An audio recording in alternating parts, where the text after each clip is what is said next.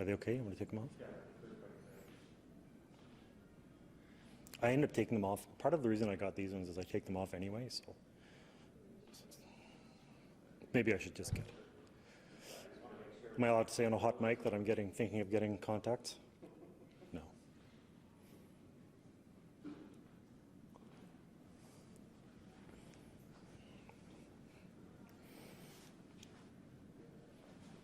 sorry, I'll just make sure that they're actually rolling before I Sure. take it away. Is this cool for? Yeah, we're feeding to everyone else, so we just want to make sure they're all locked in.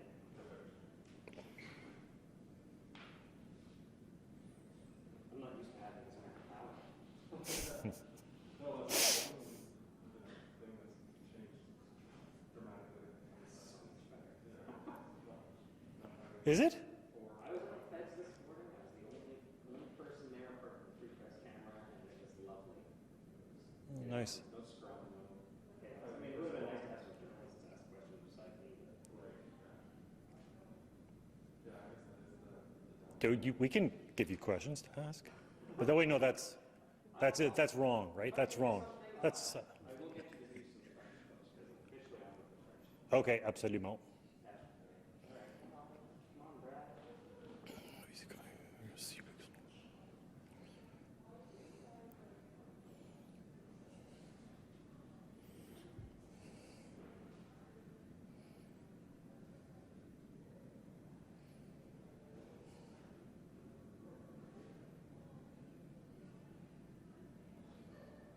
wait all this time.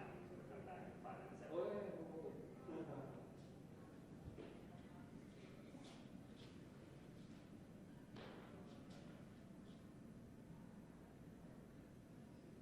oh, I've never been in there.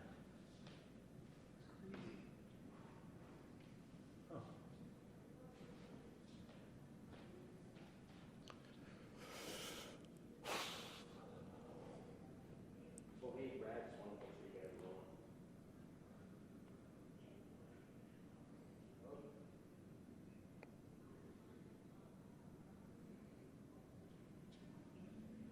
Okay, perfect.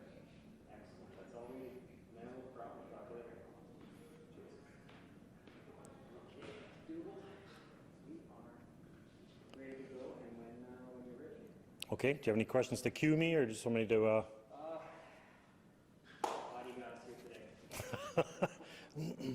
Yeah. Look, I mean, in a way, today's announcement wasn't a surprise. We already knew that Brian Pallister had planned to step aside, but the one thing I'll say is that even though we have extremely some very bitter debates in Manitoba, that ultimately, when it comes to politics, we are opponents and not enemies.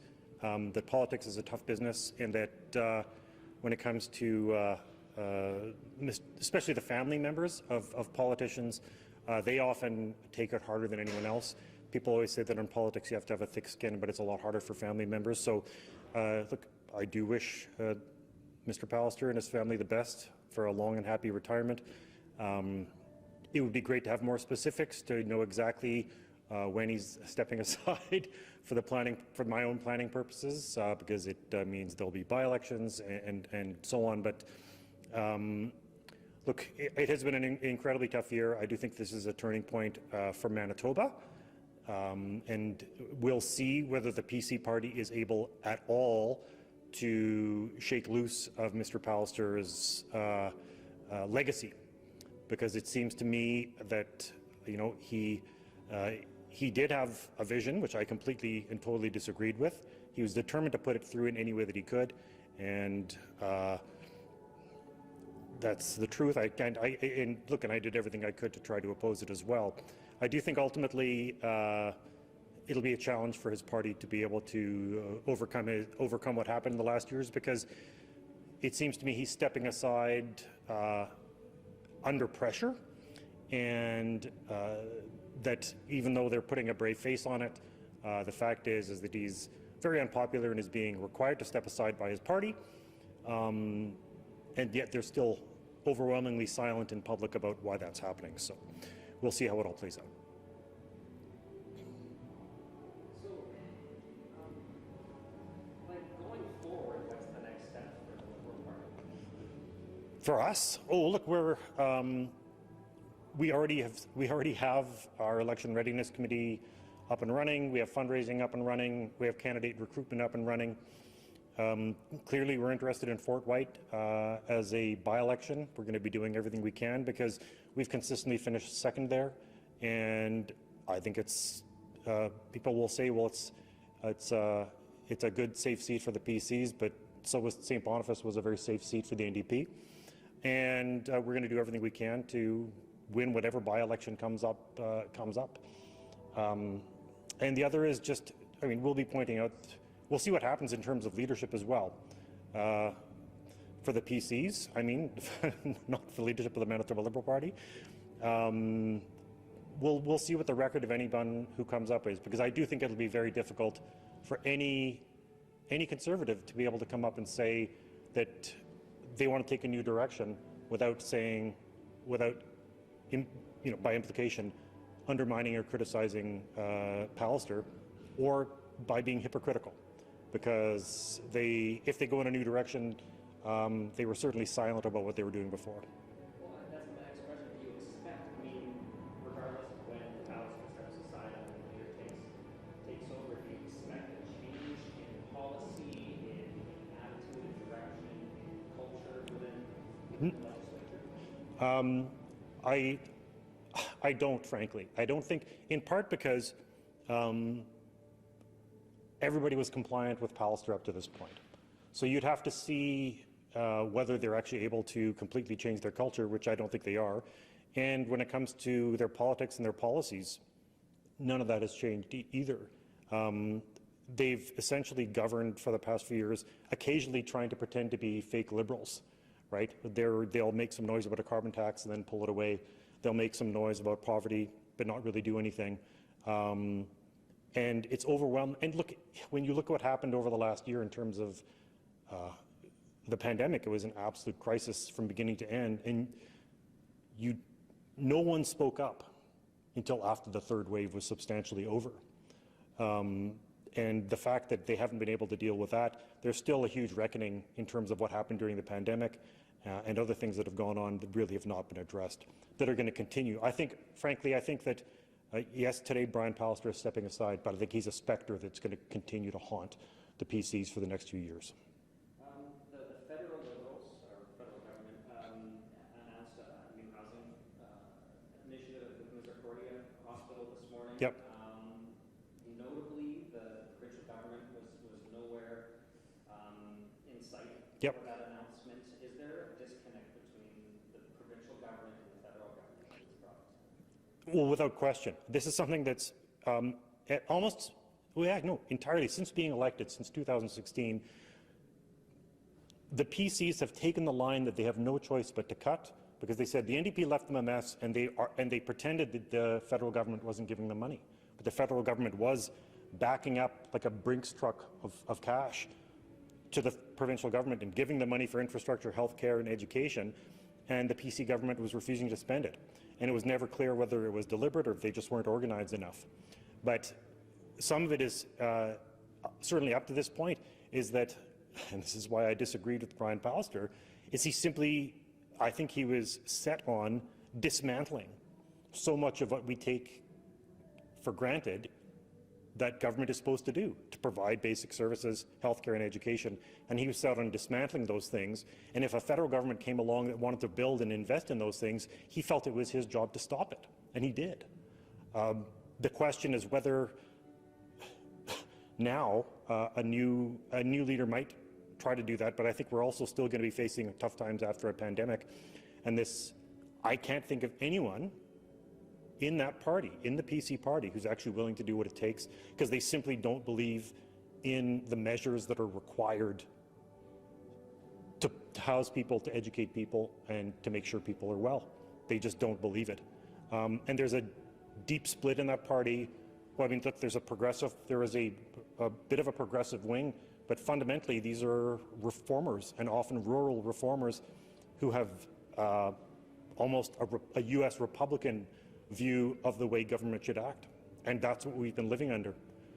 So I don't anticipate you could have anyone who's progressive enough to take charge of that government and actually do what it's take to fix things. Now, I don't remember if Pallister said when he was going to step down. No. So we really are living in kind of a lame duck period with our provincial government. Yep.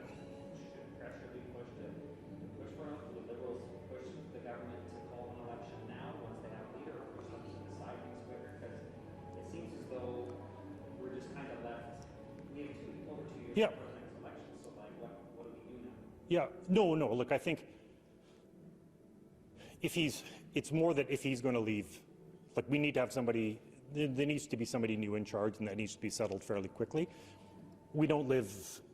It's not like the U.S. We don't have to have the entire government fall, right? That you can replace just one person, and we'll give them a chance. But ultimately, there needs to be action on this now. I don't know, and it is. I mean, Mr. Pallister, he's playing coy, he's being vague, as he often is, right? And I think part of that is just because he's able to hold on. I talked to a few people around here who are all absolutely delighted at the news. So the idea that he's going to be sticking around or dragging out his retirement may prove to be a problem for him and his party. That's my questions. Is there anything else that you would like to share or add or any thoughts?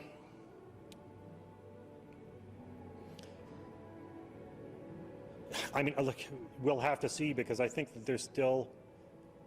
This is not a government that was ever able to handle a crisis that it didn't invent itself. That they were really good at inventing phony crises, which they had to always solve with cuts. But when it actually came to dealing with a pandemic or jobs or drought or fires, they've often been caught flat-footed because they've absolutely gutted our government. We to the point beyond which we had a functioning healthcare system in the third wave. And ultimately, look, ultimately it'll be history that judges Mr. Pallister. We'll see whether history judges him kindly or not. Question en français. OK. On a la même chose. Oh, yeah. Mais premièrement, réaction de l'annonce de Ouais. Alors, c'est pas vraiment surprenant, mais j'ai parlé avec des gens ici au Centre culturel franco-manitobain qui ont dit que c'est un relief, est-ce que c'est ce qu'il relève. C'est un peu étrange parce qu'encore, il n'a pas dit exactement quand il va partir, mais la politique, c'est un jeu difficile, surtout pour la famille. C'est souvent beaucoup plus difficile pour la famille que pour les politiciens. Oh, excusez-moi. C'est pour me souvenir de me promener. OK. OK, je vais recommencer. Mais surtout, on dit que c'est difficile pour les politiciens, mais surtout, c'est beaucoup plus difficile pour la famille des politiciens. Alors, je souhaite une bonne retraite à M. Pallister et à sa famille. Je pense que c'est un grand changement maintenant pour la province du Manitoba. On va voir ce que les conservateurs peuvent faire. Je doute qu'il y aura trop de changements. Je pense que ce serait très difficile pour les conservateurs de changer. Je pense ce qu'ils veulent faire vraiment, c'est de se débarrasser un peu de M. Pallister et de ce qu'il a fait. Mais ça serait difficile de deux points de vue, parce qu'ils ont déjà fait assez de dommages au gouvernement, mais aussi parce que l'idéologie de cette partie, il y a encore des gens qui sont vraiment à l'extrême droite, qui sont vraiment plus comme des Republicans des États-Unis que des conservateurs, surtout que des conservateurs progressifs. Alors, on va voir ce qui se passe. On va préparer pour une élection à Fort White et on va voir ce qui se passe. Mais oui, j'espère que ça va changer les choses pour le mieux, mais je ne suis pas trop optimiste avec les conservateurs. Et la prochaine étape pour la partie libérale ici? Ben, ce qu'on a fait maintenant, on est déjà en train de préparer pour la prochaine élection. On a déjà eu des nominations pour notre premier candidat. Alors, on recherche nos candidats, on lève les fonds, on fait toutes ces choses, mais surtout, on va préparer pour avoir un contest pour contester Fort White parce que c'est une circonscription où les libéraux sont toujours en deuxième. L'NPD sont souvent en troisième. Alors, si c'est une partie, il y a une partie qui peut gagner là, ce serait nous. À propos de la COVID, on est Oui. toujours dans la quatrième vague Oui. ici. Est-ce que c'est responsable de changer le chef du parti comme ça quand on est toujours dans cette crise? Ben, oui, parce que absolument que oui, parce qu'avec le COVID, on a eu une situation où c'était un désastre pendant la première vague était d'accord, mais seulement parce qu'il n'y avait pas vraiment trop de cas ici au Manitoba. Mais ça faisait un an. L'année dernière, on était en train de demander des changements, des investissements dans l'éducation, en santé, mais le gouvernement n'a rien préparé pour la deuxième vague. Ils ne préparent pas pour la quatrième vague. Alors, si M. Pallister part et il commence à préparer pour la quatrième vague, de le prendre au sérieux, ça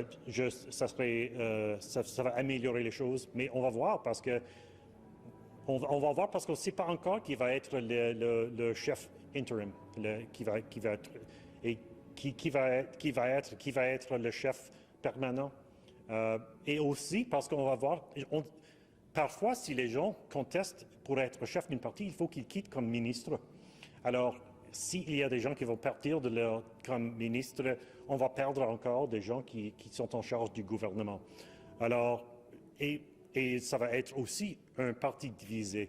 Alors, il y a des risques, mais enfin, ce qu'ils ont fait, la performance du Manitoba pendant la pandémie du COVID a été vraiment un désastre. C'était presque le pire de toutes les provinces.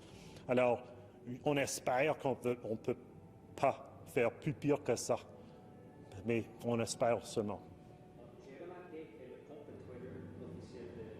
Gertson Ouais. est passé plutôt cet après-midi, juste avant l'annonce de Ouais. M. Pallister. C'est difficile parce que M. Gertson, parfois, il dit des choses sur Twitter et il efface tout son compte de temps en temps et il commence à nouveau. Ce serait une possibilité qu'il ait le premier ministre temporaire, mais on va voir. Ouais. M. Gertson il est vraiment un exemple des politiques extrêmes du gouvernement Pallister. Alors, s'il est choisi, c'est un peu parce que c'est pour deux raisons. Parce qu'il ne va pas être, il ne veut pas être chef, mais c'est parce que c'est aussi vraiment M. Gertson qui a fait toutes les décisions, qui fait les décisions par les législatifs avec les lois. Alors, c'était vraiment, c'est comme Pallister a été le coach, mais Gertson était le quarterback pour accomplir tout ce qu'il voulait faire. Mais ça, c'est un problème aussi, parce que c'était M. Gertson qui a décidé, au lieu de préparer pour une deuxième, troisième vague, on va essayer de passer toutes ces lois extrêmes. Alors, encore, le problème fondamental avec les conservateurs pendant la pandémie était une question il manquait le jugement et la planification. Mais de dire, oui, on va préparer pour une deuxième vague ou non, ils ont ignoré une deuxième vague et ils ont essayé de seulement passer un régime de projet de loi extrême. Alors, ça continue à être un problème, mais si c'est vrai, on va avoir le premier ministre le plus au droit, peut-être plus au droit même que Jason Kenney. D'autres à ajouter? Non. Encore, je vais dire ça, parce qu'on n'est pas des ennemis, mais j'ai presque aucun agrément politique avec M. Pallister, mais quand même, il est un esprit bien, qui a une famille. Je lui souhaite le mieux dans son retraite. Monsieur Lamont, merci beaucoup. De rien.